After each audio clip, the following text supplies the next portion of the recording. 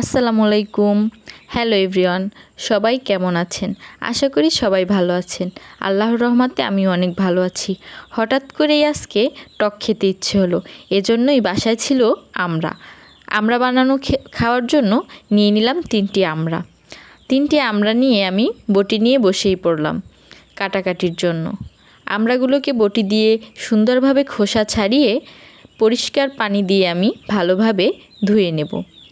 পরিষ্কার পানি দিয়ে ভালোভাবে ধোয়া হয়ে গেলে এরপরে আমি আমড়াগুলো কুচি কুচি করে কেটে নেব। আমরা সাধারণত আমরা মেখে খাওয়ার জন্য সবাই আমড়াগুলো কুচি কুচি করেই কেটে নেই। তো আমিও সুন্দরভাবে আমড়াগুলো কুচি কুচি করে কেটে নেওয়ার জন্য বসে পড়লাম। আমড়াগুলো কুচি কুচি করে কেটে নেওয়া হয়ে গেলে আমরা যেসব জিনিসপত্র দেব সেগুলো তৈরি করে নেব। এ পর্যায়ে আমার আমড়াগুলো সুন্দরভাবে কুচি করা হয়ে গেছে। আমড়াগুলোর মধ্যে এখন আমি পরিমাণ মতো সব কিছু দিয়ে দেব। প্রথমেই আমি আমড়াগুলোর মধ্যে দিয়ে দেব পরিমাণ মতো লবণ। এটা যে যার পরিমাণ মতো দিয়ে নেবেন। এরপরে আমড়ার মধ্যে দিয়ে দেব পরিমাণ মতো ঝাল। এখানে আপনারা শুকনো মরিচও ব্যবহার করতে পারেন, আবার গুঁড়ো মরিচও ব্যবহার করতে পারেন। আমি শুকনো মরিচ দিয়েই খেতে ভালোবাসি। মরিচের গুঁড়ো দেওয়া হয়ে গেলে এ পর্যায়ে আমরা এর মধ্যে চিনি দেব। এখানে সবাই চিনি খায় না, আমার চিনি খেতে ভালো লাগে, এজন্য আমি চিনি দিয়ে দিলাম। এরপরে আমি এতে পরিমাণ মতো সরিষার তেল অ্যাড করে নেব।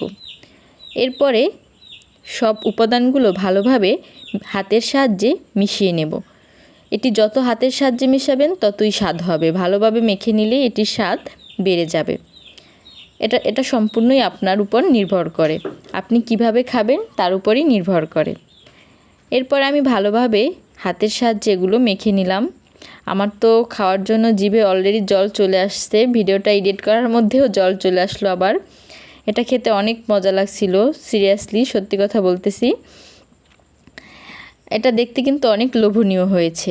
এই যে আমার হাতে কি সুন্দরভাবে লেগে আছে, এগুলো আমি চেটে চেটে খেয়েছিলাম। আমার তো এটার ঝোল খেতে অনেক বেশি ভালো লাগে, আর এটা খেতে সত্যিই অসাধারণ হয়েছিল। এই যে দেখতে পাচ্ছেন একটু ঝোল জমা হয়েছে, এটা আমার খেতে অনেক ভালো লাগে। আজকের ভিডিওটা এই পর্যন্তই। আমার ভয়ে যে কোনো ভুল ত্রুটি হয়ে থাকলে অবশ্যই ক্ষমার দৃষ্টিতে দেখবেন। ধন্যবাদ সবাইকে। আসসালামু আলাইকুম।